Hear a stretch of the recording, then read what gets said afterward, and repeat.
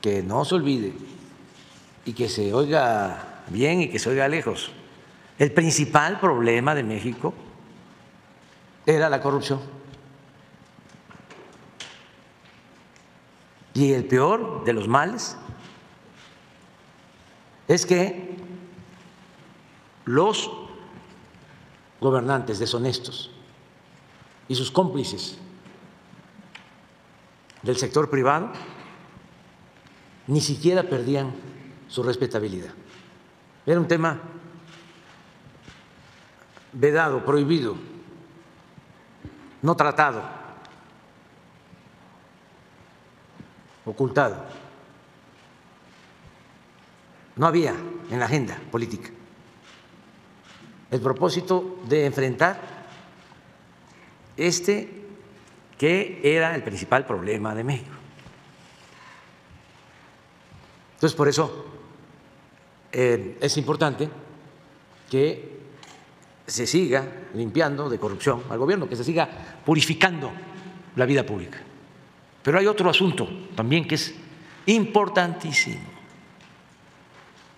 La corrupción no solo hay que combatirla por razones de índole moral, ya con eso sería suficiente, pero por si faltara, cuando se combate la corrupción se liberan muchos fondos para el desarrollo, porque es mucho lo que se va por el caño de la corrupción.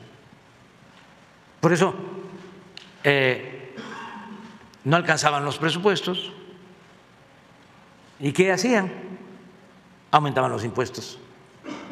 Tenían una frase muy cínica de decir, es doloroso, pero ni modo, nos tenemos que apretar el cinturón. El gobierno no se apretaba el cinturón, era el pueblo.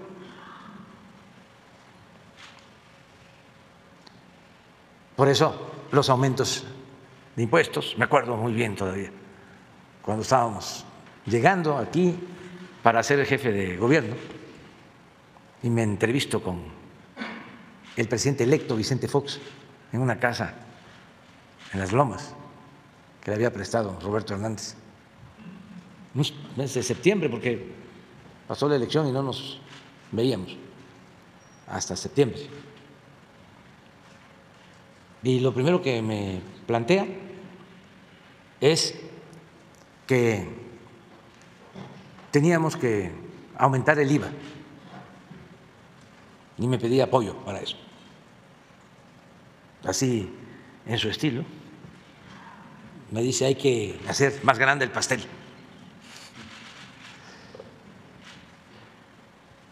Y le dije que había que combatir la corrupción y que había que aplicar un programa de austeridad. No, ya todo está comprometido, hace falta presupuesto. Además, dice, se le va a devolver a la gente, se le va a regresar copeteado. Y ya le contesté, como decía Keynes, ya para cuando se los regresen, ya vamos a estar muertos, presidente. Y no, acepté.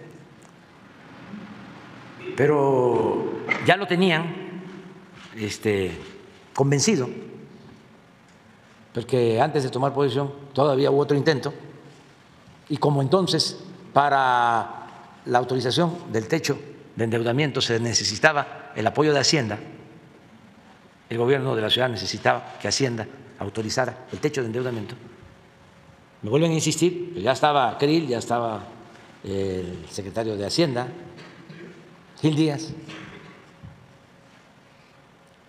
y todavía Fox estaba fresco, no estaba como se puso después,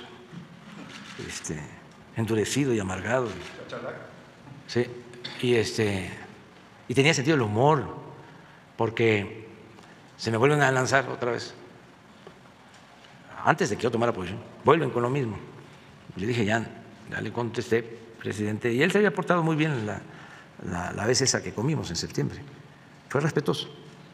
Y en diciembre, unos días antes de que tomara posición, vuelven con lo mismo, lo del IVA.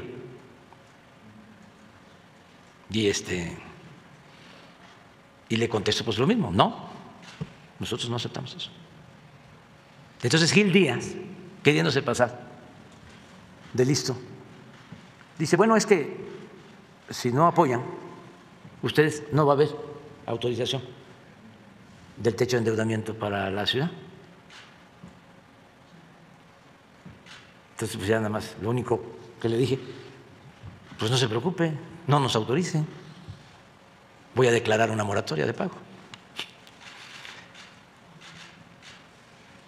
Y pues ahí Fox lo que hizo fue reírse, o sea, como diciendo, no te metas con… ¿Para qué te metes? Y ya, afortunadamente no hubo necesidad, pero la recomendación de los tecnócratas corruptos no iba en el sentido de reducir gastos mediante la austeridad, ni mucho menos combatir la corrupción. Al contrario, ya les comentaba que casi entrando al gobierno se les devolvieron impuestos a empresas, se les devolvió el IVA a empresas refresqueras. ¿Quién paga el IVA? El pueblo. Si se le devuelve el dinero a una empresa, ni modo que la empresa le devuelva el dinero a la gente, al que pagó. Entonces, no buscan esas opciones, no aplican la fórmula de combate a la corrupción y ahorro, evitando gastos superfluos o el derroche del presupuesto. Entonces, es aumenta impuestos o solicita deuda. Esa era su fórmula y sigue siendo en algunos lugares del mundo. Entonces, cuando se combate la corrupción, se tiene la ventaja de que el presupuesto rinde, alcanza. No hay necesidad de aumentar impuestos, no hay necesidad de endeudar al país, porque una obra que cobran en 300 millones se hace en 100 si no hay corrupción. Entonces, en vez de hacer una obra, se hacen 3. Y así en todo. Pero eso no se consideraba. De modo que es muy bueno que se siga limpiando de corrupción y no permitir nunca más el saqueo, el robo, la entrega de los bienes nacionales, los bienes del pueblo a particulares, ni nacionales ni extranjeros, lo que es de México, lo que es de los mexicanos.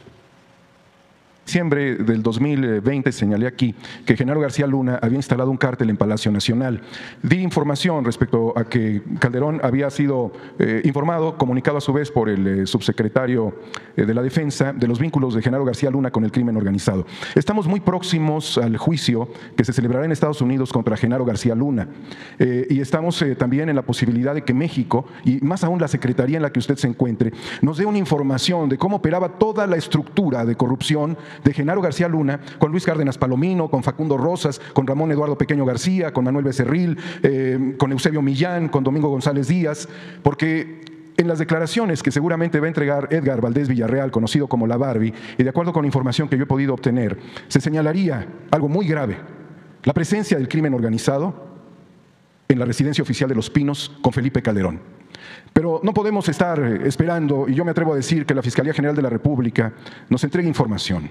Y México necesita hacer un exorcismo de todos estos demonios neoliberales, porque además están vinculados con toda la operación golpista, señalando al mismo Calderón y lo que sucede en Argentina, lo que ha sucedido en Bolivia, lo que ha sucedido en Perú, en fin, ese es otro menester. Pero quizás sería importante ver en esa pantalla cómo operaba García Luna y sus secuaces en la secretaría en la que usted forma parte, siempre y cuando el presidente de la República lo permitiera. Muchas gracias. Sí, y voy a dar también una buena noticia para toda la península. Aquí empieza. el tren. Aquí es una vía sencilla, sencilla pero con la misma calidad de toda la vía ferroviaria, ¿no?, del tren, pero es una sola vía aquí. De Palenque hasta Mérida, hasta aquí está Mérida, aquí está Mérida. Y de Palenque hasta Chetumal, aquí está Chetumal, el tren va a funcionar con un diésel especial, no contaminante.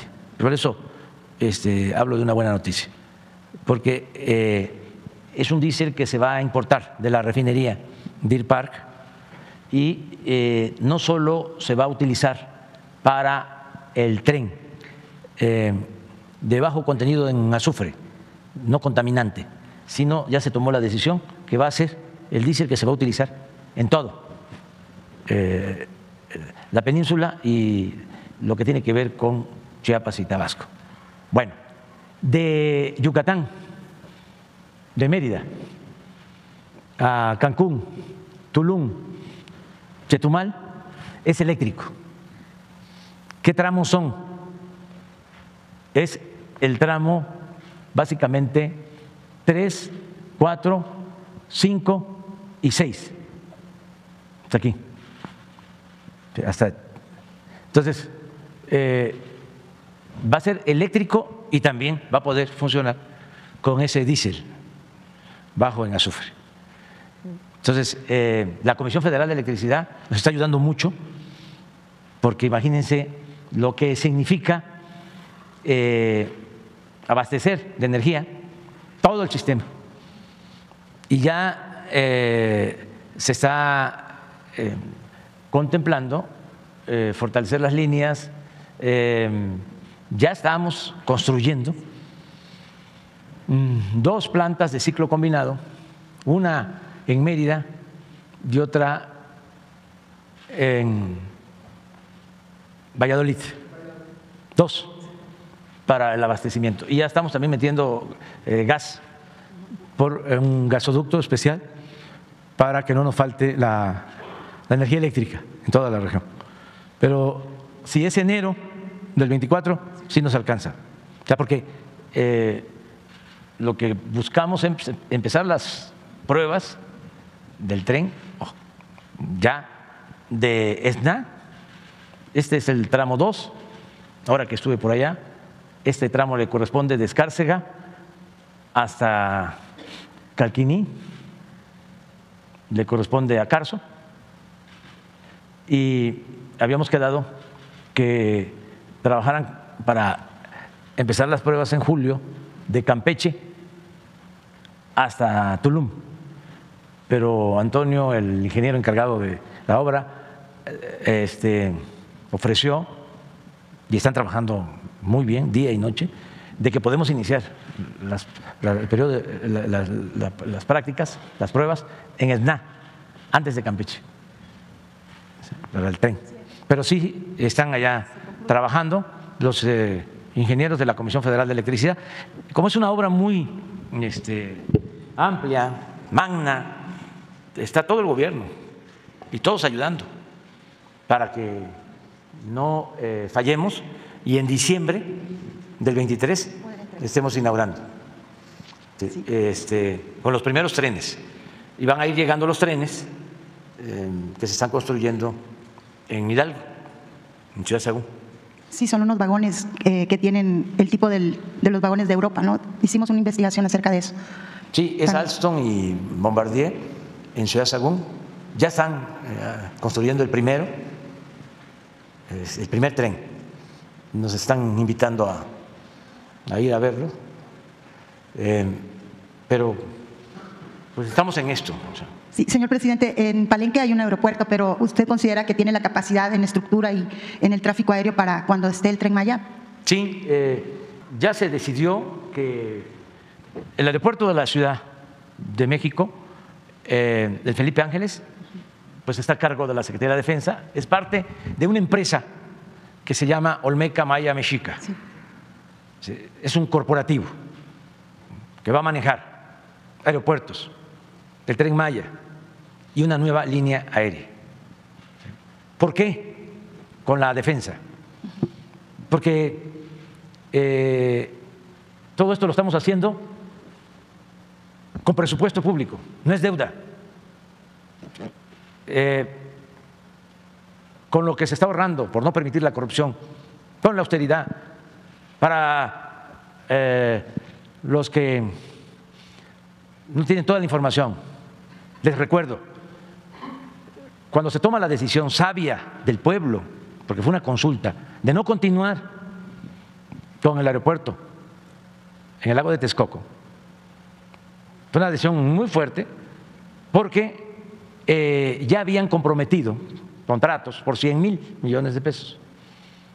Y como sabían que nosotros no estábamos de acuerdo con esa obra, entre otras cuestiones, por los hundimientos que ya mostramos, es la zona de más hundimientos en el Valle de México. Escogieron el peor lugar, porque el propósito no era garantizar la calidad del aeropuerto, el propósito era quedarse con los terrenos del actual aeropuerto de la Ciudad de México, con 600 hectáreas, y hacer un desarrollo inmobiliario tipo Santa Fe. Iban a cerrar el actual aeropuerto, iban a cerrar el aeropuerto militar de Santa Lucía. Incluso el hangar que habían hecho para el avión presidencial, que lo cobraron en 1,000 millones de pesos, lo que tenían que desmontar. Entonces decimos, no, vamos a resolverlo de otra manera, y la gente nos ayudó y pagamos los 100,000 millones. A nadie le quedamos a deber nada. Tenían estimados ejercer para el nuevo aeropuerto 300,000 millones de pesos, estimados, como estimaron que iban a costar 30,000 millones de pesos el tren Toluca-Ciudad de México, y lo vamos a terminar el año que viene, pero con 90,000 millones. Estamos hablando de 3 veces más. Bueno, el estimado del aeropuerto eran 300,000 millones. ¿Qué hicimos? Pagamos los 100,000. Nos costó 75,000 el nuevo aeropuerto Felipe Ángeles. Y nos ahorramos del estimado 125,000 millones de pesos. Ese fue el ahorro. Eso es lo que nos permite financiar parte del Tren Maya. Entonces, si estamos haciendo todo un esfuerzo de ahorro, no queremos que al paso del tiempo estas obras, como lo hicieron con los aeropuertos y con las autopistas y con todo, bancos, minas, se privaticen. Entonces, ¿quién nos puede garantizar que estos bienes de la nación se cuiden? Pues una institución como la Secretaría de la Defensa. No solo es porque ellos están ayudando en la construcción, no solo es porque están actuando con rectitud, con profesionalismo, con honestidad, es también dejarles todas estas obras a una institución fuerte. Porque Fonatur, ¿sabe qué hicieron con Fox? En Cancún vendieron terrenos a 5 minutos del aeropuerto actual de Cancún, que por cierto está concesionado, es privado. Bueno, a 7 pesos el metro cuadrado, ni lo que cuesta un metro de alfombra. Por cierto, manglares. Y no apareció ningún pseudoambientalista. Entonces, ¿cómo se lo vamos a dejar a Fonatur? No aguanta ni la primera insinuación. ni el primer cañonazo. Entonces, todo esto que es de la nación, que es de los mexicanos, lo tenemos que cuidar. Fue una bendición. A ver si no subes más no tenemos otro desde, sí, pero desde el Istmo. Fíjense que es interesantísimo. El sureste no les importaba ni siquiera para robar. Lo tenían en el más completo abandono. Gracias a eso, no privatizaron las líneas del ferrocarril del Istmo a Ciudad Hidalgo, a los límites con Guatemala, de Coatzacoalcos a Palenque y de Palenque hacia Mérida. Fueron las únicas que no las privatizaron. Van a ver ustedes cómo del Istmo hacia el norte no dejaron nada. Las entregaron a 2 empresas. Cuando me enteré, aquí está, miren, aquí está Coatzacoalcos. Esta es una línea hasta Salina Cruz. Que hay un lugar que se llama Medias Aguas, que es la conexión del tren que viene de Veracruz y va a Coatzacoalcos, y de Medias Aguas acá a Salina Cruz. Aquí está Ixtepec, que es la otra línea, hasta acá. Aquí está Tapachula, esta es la otra.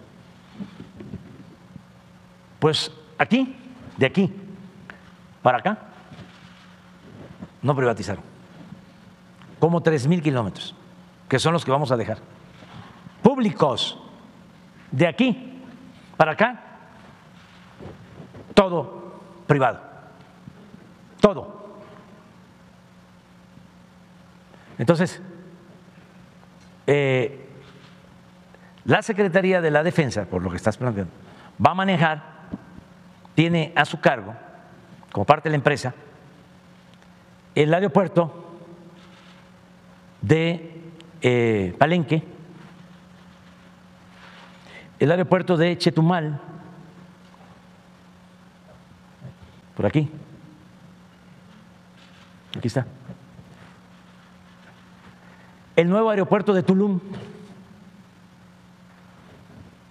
Cancún ya dije que está concesionado, pero no está concesionado Campeche. Mérida está concesionado y Campeche no. Campeche también lo va a manejar la empresa. Y Ciudad del Carmen, que no está concesionado, lo va a manejar Marina. De hecho, señor presidente, todos los aeropuertos que están involucrados en la ruta del Tren Maya deberán tener una importancia, ¿no? Porque Palenque, la verdad, no cuenta con la estructura en este momento. No tiene, por ejemplo, y se va a rehabilitar y va a tener su almacenamiento de combustible, que no tiene. Pero ya terminamos la rehabilitación de Chetumal, ya empezó la construcción del aeropuerto de Tulum. Este es un aeropuerto internacional de primera, lleva pues un avance como del 20%. Lo vamos a estar inaugurando en diciembre del año próximo, este aeropuerto. Y la línea aérea, por eso también nos va a ayudar mucho, no solo para los viajes hacia el sureste. Por ejemplo, Campeche, ahora que fui y que anunciamos lo de la nueva línea, sí, muy contentos, porque hay un viaje a Campeche, un vuelo, 15,000 pesos el boleto. Entonces, sí, no es nada confiable todo eso para las personas. Entonces, sí vamos a tener la línea aérea. Queremos que se llame Mexicana de Aviación, por todo lo que significó esa empresa, que fue pública, sí, que estuvo muy bien manejada durante años. Un señor que era su director, de apellido Sosa, papá de Raquel Sosa. fue como 20, 30 años director, nombre recto, nada de pérdidas en esta línea pública durante mucho tiempo. Y estamos haciendo un avalúo de la marca, del emblema, del nombre de Mexicana, porque aceptaron los trabajadores. Que se tome el mismo nombre. Sí, que se les pague lo que pueda costar.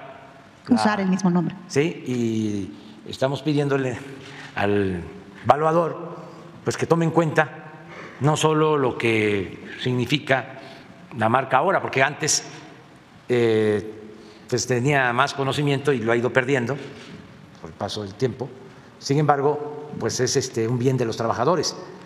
Para volver a posicionar la marca y el nombre de la y para aerolínea. tener Mexicana de Aviación. Sí. Ahora, si no se puede, pues tenemos que buscar otro nombre. Lo que pasa ¿Mande? es que está registrado ya. ¿No? Eso va poco a poco, pero lo de la marca les puede permitir un apoyo, aunque sea mínimo. Estamos buscando no actuar como con actitud lucrativa, sino considerando una serie de factores, o sea, lo más que se puede, para que les toque a cada trabajador algo. No, todo lo que podamos ayudar. Lo que pasa es de que fue como el país, dejaron todo muy destruido, enredado, estamos enderezando en tuertos todavía. ¿Cuál es su postura respecto a lo que sucedió ayer en Perú? El gobierno de México va a reconocer a la presidenta que nombró el Congreso de ese país y preguntarle también si habrá alguna acción o gestión del gobierno mexicano para buscar que Pedro Castillo se exilie en México. Bueno, yo ya fijé mi postura desde ayer. La política exterior de México tiene como principio la no intervención y la autodeterminación de los pueblos. Y nos vamos a ceñir, nos vamos a ajustar a los principios de política exterior. Sí lamentamos mucho lo que sucedió, porque desde que ganó legal, legítimamente, Pedro Castillo, fue víctima de acoso, de confrontación, no aceptaron sus adversarios, sobre todo las élites económicas, políticas de ese país, el que él gobernara, entre otras cosas, y eso es lo que más lamento, porque lo consideraban serrano. Una vez me comentó de que cuando caminaba por Lima habían señoras que cuando pasaba hacían esto, muy ofensivo, se tapaban la nariz. Nosotros hemos padecido de ese racismo que no se debe de permitir en ningún lugar del mundo. Las mujeres del conservadurismo en la época de Juárez, cuando iban al baño decían: voy al Juárez. Entonces, muy lamentable, estuvo siempre acosado, lo fueron debilitando hasta que lograron destituirlo. Pero es la decisión que tomaron estas élites. Yo no creo que sea lo mejor para los pueblos. Lo lamento mucho por el pueblo de Perú, porque es mucha inestabilidad, 5 presidentes en 6 años. ¿Quién sufre? El pueblo. Todo por los intereses de las élites. La señora hija del expresidente Fujimori, Vargas Llosa, que está allá muy cerca de la realeza en España, y así estos grupos políticos, económicos, élites no piensan en el pueblo. Ayer que pasaron estos hechos, pues yo lo que imagino es que ya tenían todo para destituirlo. Imagínense el precepto legal, incapacidad moral. Está en la Constitución, ¿no?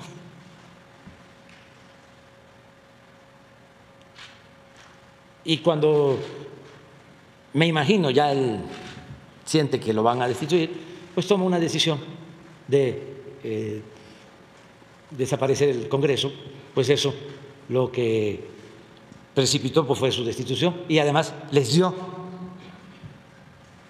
el argumento, entre comillas, porque se vuelven pues muy constitucionalistas, muy respetuosos de la legalidad, para destituirlo. Entonces habló aquí a la oficina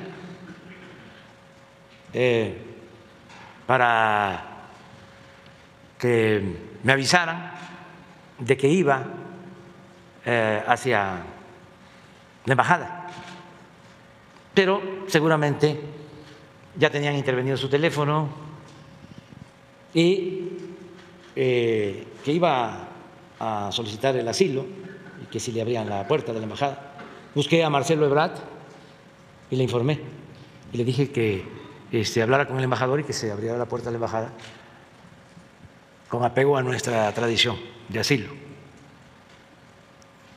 Pero al poco tiempo tomaron la embajada, con policías y también con ciudadanos, rodearon la embajada. Y él ya creo que ni siquiera pudo salir, ya lo detuvieron de inmediato. Entonces, nosotros pedimos que se le respeten sus derechos humanos, que se actúe con legalidad verdadera, que se proteja a su familia. Lo demás, lo político, pues ya lo va a atender la Secretaría de Relaciones Exteriores, pero sí es importante recoger la lección, porque esto se está aplicando en distintas partes. Son golpes blandos,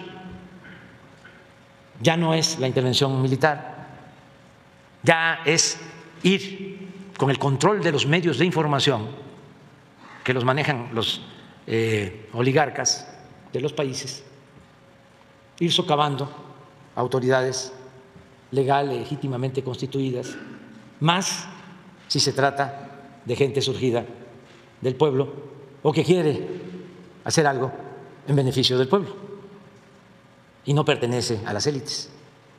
Entonces van implementando campañas de desprestigio, magnificando errores que se cometen, y siguen siendo los medios instrumentos para manipular y justificar actos contrarios a la democracia. Pero esto, bueno, pasó en Brasil, acaba de pasar en Argentina, ahora es Perú. Por eso, mi recomendación a los jóvenes que quieren dedicarse al noble oficio de la política y que quieren hacerlo porque sinceramente desean servir a los demás y quieren transformar, no quieren continuar con más de lo mismo, porque la política, entre otras cosas, es hacer historia, es transformar, no es ocupar cargos, no es la parafernalia del poder, mucho menos hacer dinero. La política es una actividad del más alto nivel moral, de la más alta jerarquía espiritual. Entonces, ¿cuál es la lección? Hay que gobernar para el pueblo. No se debe confiar en los que supuestamente son líderes de opinión, no pertenecen a la llamada clase política. Ahí hay mucha falsedad. Y antes, y todavía se piensa que la política es estar bien con los potentados, es estar bien con los dueños de los medios de información, es estar bien con los intelectuales alcahuetes. No, hay que estar bien con el pueblo por dos razones. Una que es fundamental, por humanismo, porque gobernar es atender a todos, pero fundamentalmente a los más necesitados. Esa es una razón. Y la otra es que el pueblo no es mal agradecido, el pueblo es leal.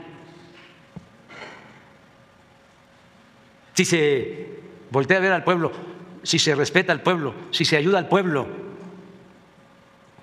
se cuenta con el pueblo, se tiene siempre una base social para sostener a un gobierno que busca cambios y que busca transformación. No hay más que eso.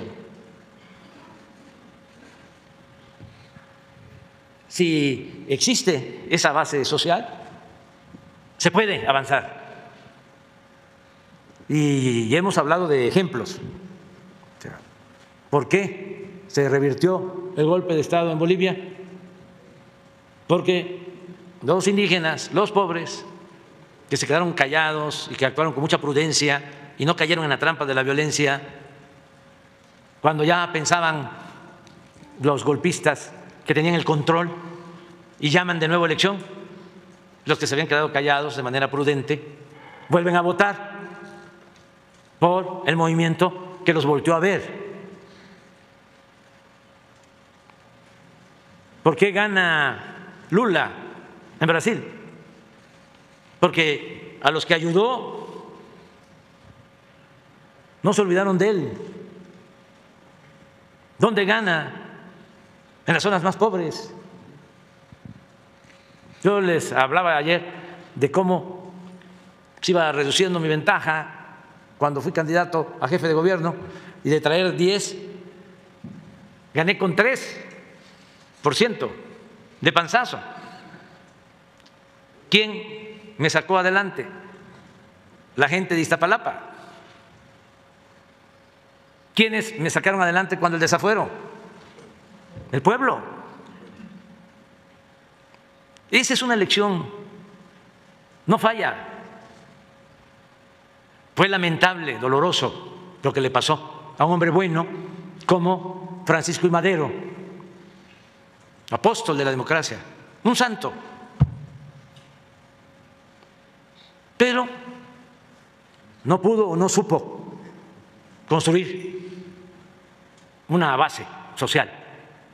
No le permitieron, y él tenía una concepción distinta del problema de la tierra, y no se dio la unidad con Zapata, que era lo que le hubiese permitido enfrentar a los porfiristas e integrantes del viejo régimen, que al final fueron los que lo sacrificaron.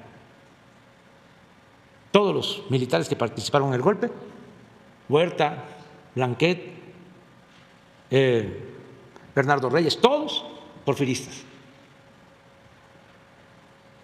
Agréguenle la labor del embajador de Estados Unidos en México, cuyo nombre es preferible olvidar.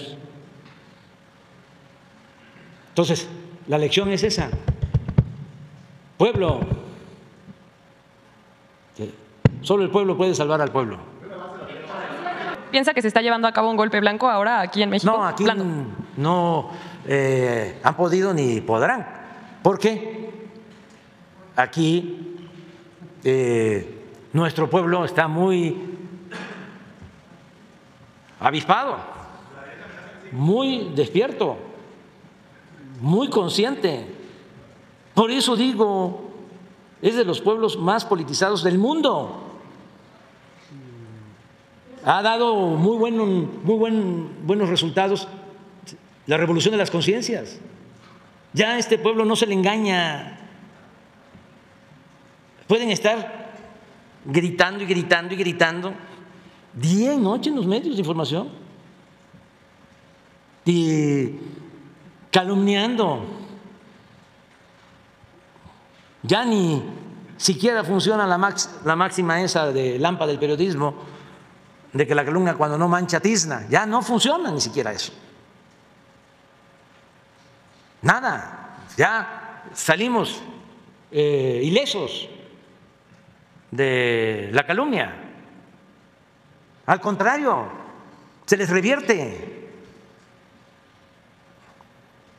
Porque cada vez son más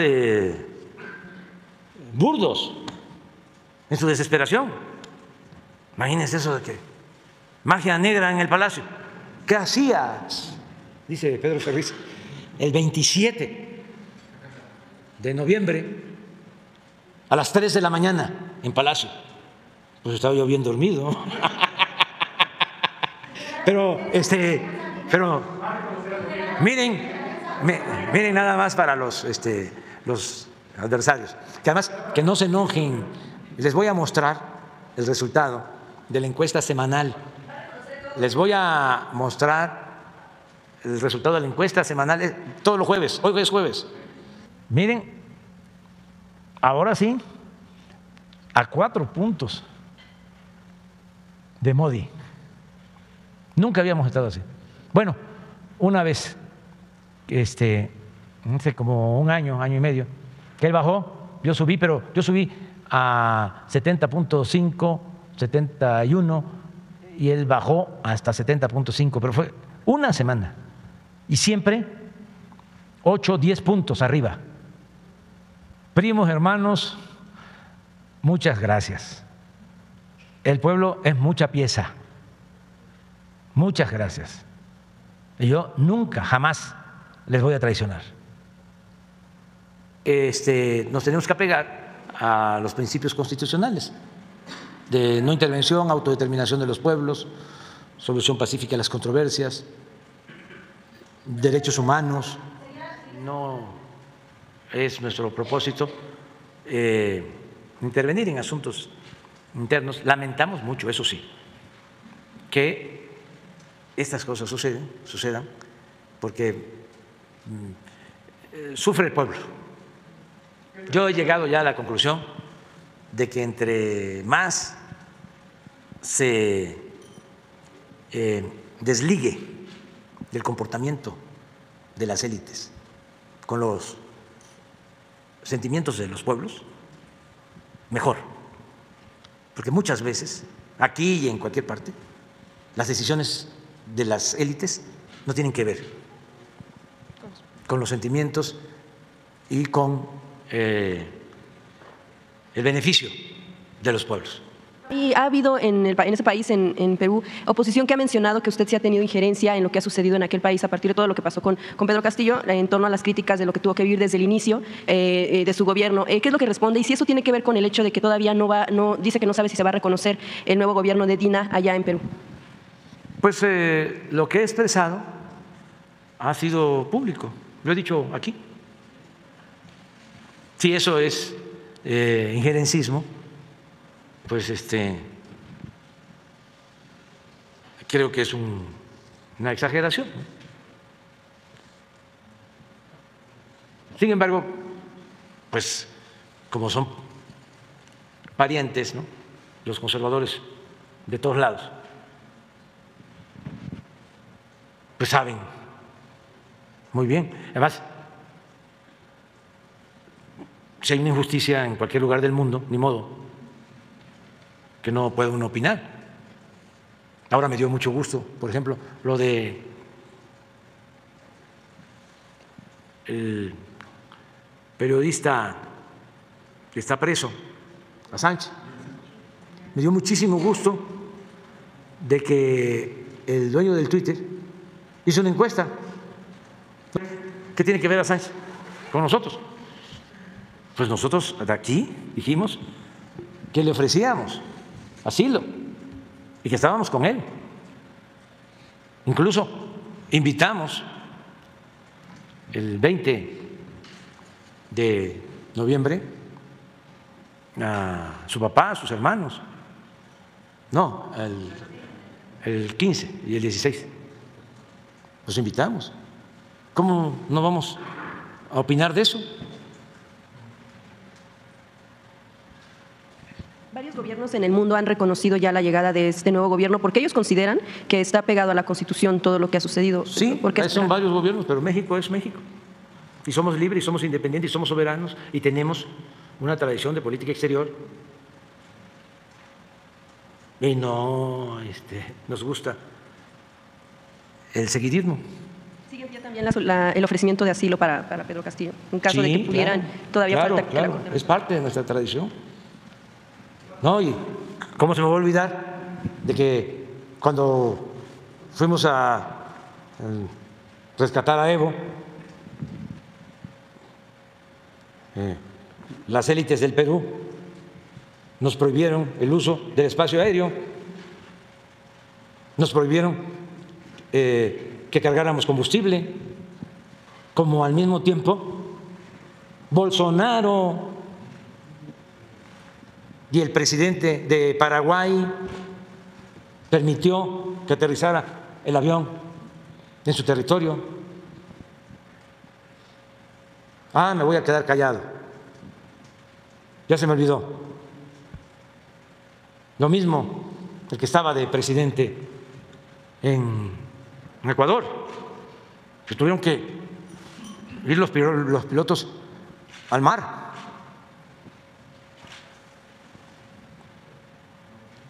Una situación difícil, imagínense no tener combustible y no permitir, cuando se trataba de salvarle la vida a un presidente.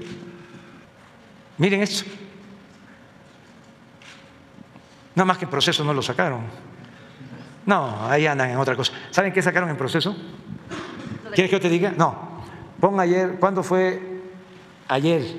Lo de un organismo internacional también de estos que simulan, que están en la ONU. ¿Para qué cambiar la reforma electoral? Digo, la ley electoral. Sí, es una postura del organismo, ¿no? Sí, pero en proceso. O sea, no. Todas esas son notas. Y la nota es la nota. Lo mismo. Presidente, en información precisamente que trae también la revista, es la publicación que se hace en torno a estos informes que hace constantemente la DEA respecto de la influencia o del impacto que tienen grupos criminales en el país. Más allá de lo que dice el informe, ellos mencionan que tienen presencia en el 70% de territorio mexicano, los grupos criminales. Más allá del informe, lo que yo quiero preguntarle es si estos informes se los da a conocer directamente al gobierno de México para que tengan conocimiento o cuestión también en conjunto. Y también preguntarle si se hace en esta revisión que hace el propio gobierno mexicano, independientemente de lo que se tenga en Estados Unidos, ¿cuál es el diagnóstico que ustedes tienen en torno a la influencia de estos grupos criminales en el país? ¿Qué alcance han encontrado que tiene? Si se habla de un porcentaje o si rechazan precisamente lo que se tiene en cuanto al informe de Estados Unidos. Sí, están muy desinformados. En una ocasión hasta el secretario de la Defensa de Estados Unidos declaró exactamente lo mismo, de que el 70% del territorio de México, no 70, creo que 80, estaba dominado por las mafias.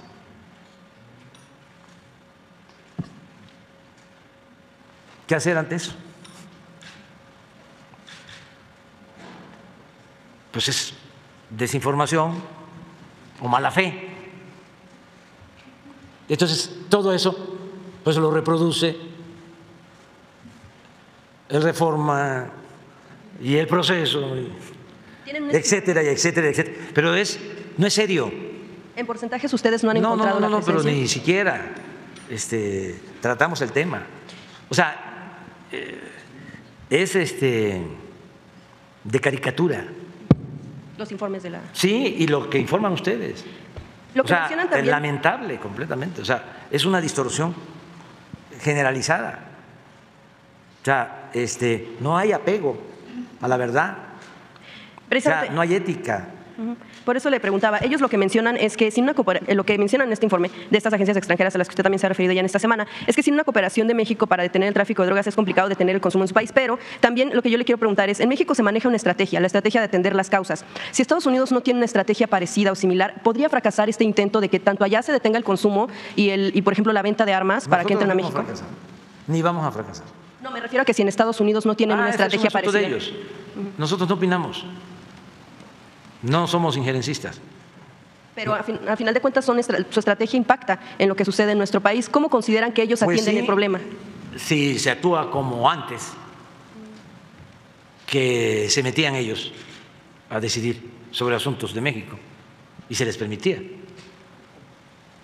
Pero ahora ya no es así. ¿Cómo observan ustedes que atiende Estados Unidos este problema de consumo de drogas? No nos metemos, ese es su asunto de ellos. Y tenemos muy buena relación con el gobierno de Estados Unidos, muy buena relación. Y también los conservadores de México y los especialistas internacionalistas de altos vuelos mexicanos siempre han apostado a que nos peleemos con el gobierno de Estados Unidos. Y pues no van a lograr su propósito, porque nosotros tenemos muy buena relación con el gobierno de Estados Unidos y el presidente Biden ha sido muy respetuoso, lo fue el presidente Trump, y pues no les gusta a los conservadores y a todos los que se formaron durante el periodo neoliberal. Pero ya, ¿qué puedo hacer yo por ellos? O sea, además, no entienden razones, no son capaces de rectificar, apuestan a la autocomplacencia. Ya lo dije una vez, si la realidad no es, dicen, como yo quiero, que se vaya por un tubo la realidad. Gracias, presidente. Finalmente, en el tema de la reforma electoral, sabemos que está en el Senado de la República. Se ha hablado de que que se van a tomar los tiempos necesarios para analizarla. De hecho, bueno, pues el senador Ricardo Monreal ha mencionado que van a apegarse a lo que se necesita, que no va a ser una reforma aprobada fast track. Y de hecho, la oposición también está presionando en torno a que es momento de definiciones. Es un mensaje velado que le mandan, o bueno, más bien directo que le mandan a Monreal. Y esto bajo el contexto hacia las elecciones de 2024, el tema de definiciones y el tema de que sí enarbolaría pues precisamente el votar en contra de esta reforma electoral en cuanto a leyes secundarias. Pues, ¿usted cómo considera que se llevará a cabo el debate en el Senado? ¿Cree que va a ser la misma situación que lo que sucedió en la Cámara o con lo que sucedió incluso con el tema de la propuesta de reforma electoral? Sí, creo que se va a aprobar la reforma electoral y si no se aprueba, pues cada quien va a asumir su responsabilidad. ¿Por qué envié esta iniciativa? Porque pues no quiero yo pasar a la historia como cómplice de prácticas y de actitudes antidemocráticas. Si yo me quedo callado y no actúo, pues voy a estar convalidando toda la campaña de mentiras que se han utilizado para mantener un régimen antidemocrático. Es un asunto de principios. Entonces, si un senador dice, no voy a votar, o 2, o 3, o 5, o 10, o 20, pues allá ellos. Ellos tienen nada más que hacerse cargo de sus actos. Y es la gente la que decide, como es en una auténtica democracia. ¿Con miras hacia 2024? No, eso es de politiquería. Aquí cada quien tiene que actuar en función de principios, de ideales. No es la negociación. Los principios no se negocian. La dignidad no se negocia. Presidente, gracias. Gracias. Preguntarle, presidente, porque ya se aprobó en la Cámara de Diputados esta reforma electoral que usted envió con el objetivo, nos dijo aquí, de mejorar las condiciones del Instituto Nacional Electoral, al menos hasta donde pudiera con esta reforma.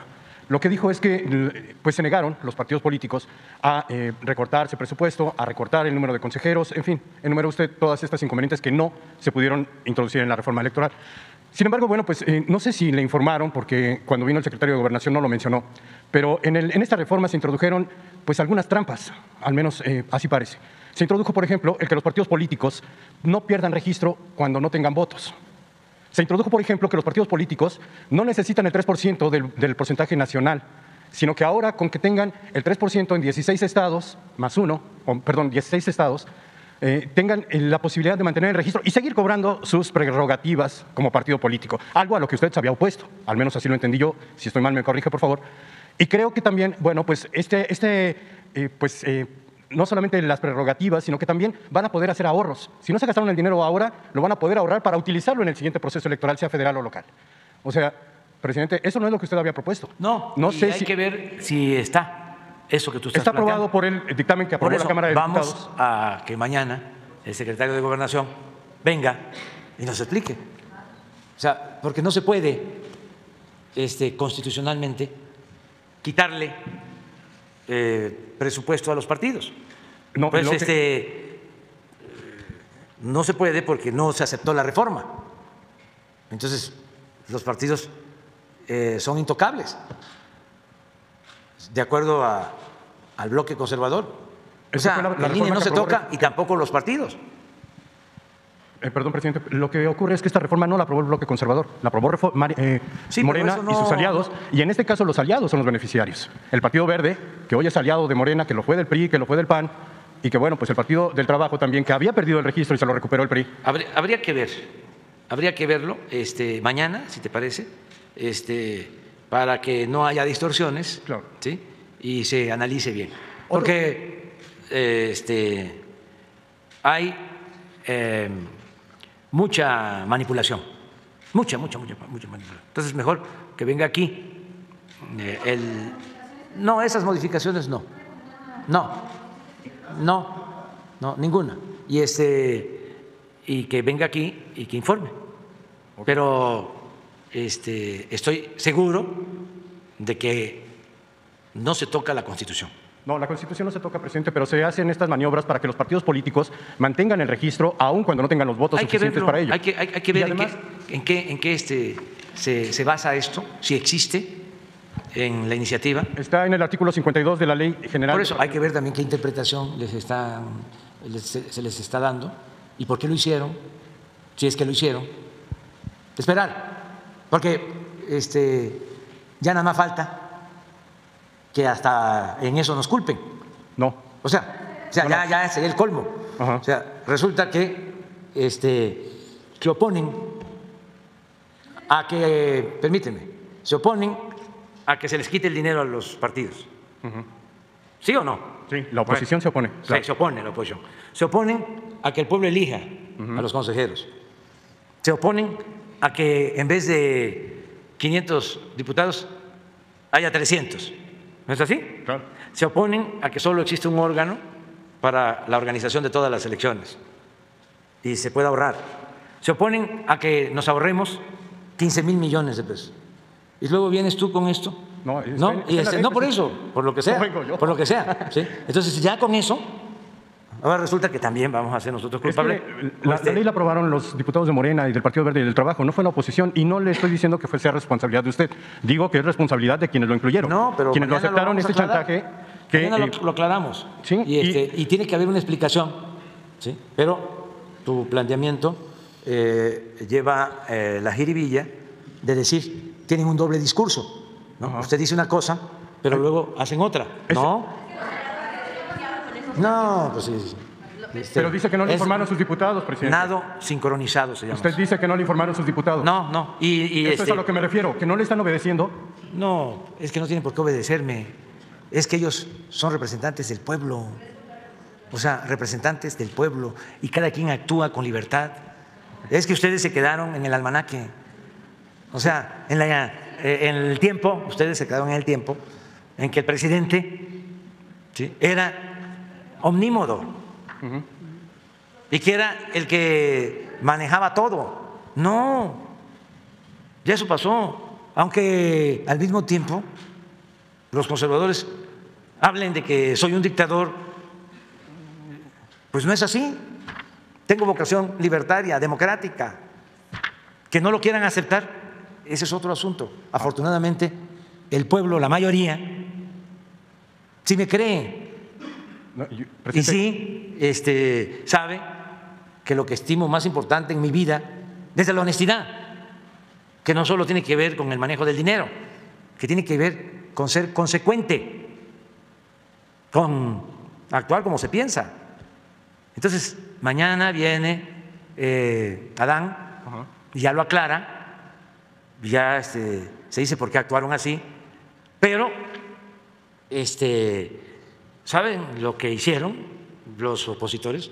Sí, claro. Manipular a millones de gentes para sostener un aparato burocrático, oneroso, antidemocrático.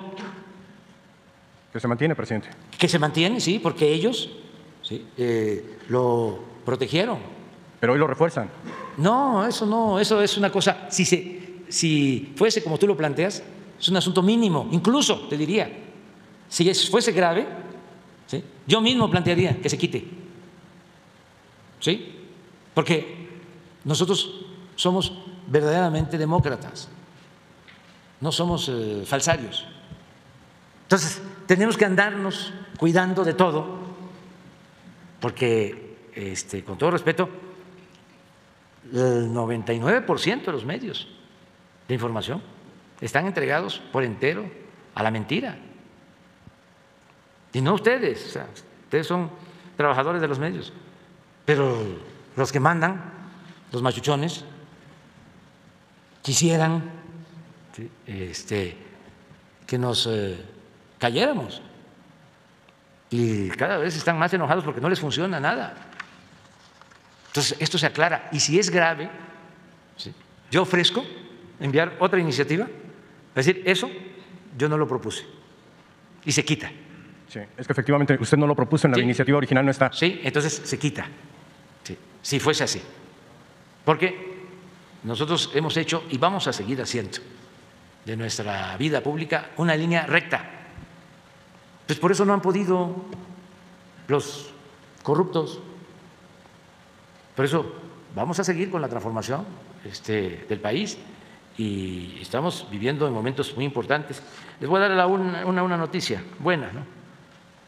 Porque si no, no va a salir en los periódicos ni en la radio. Bajó la inflación. Poquito, pero bajó, ¿sí? A ver, ponla ahí la lámina.